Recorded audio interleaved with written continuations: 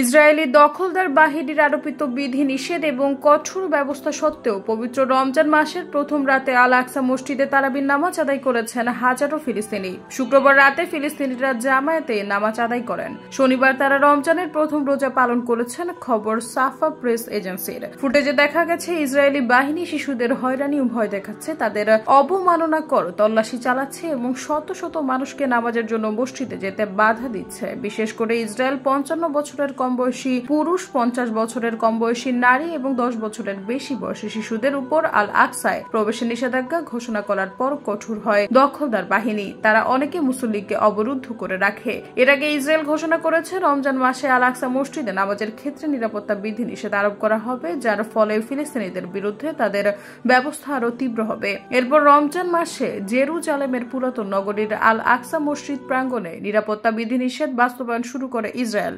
বৃহস্পতিবার এক অনলাইন ব্রিফিংয়ে এ তথ্য জানান ইসরায়েলি সরকারের মুখপাত্র ডেভিড মেনসার।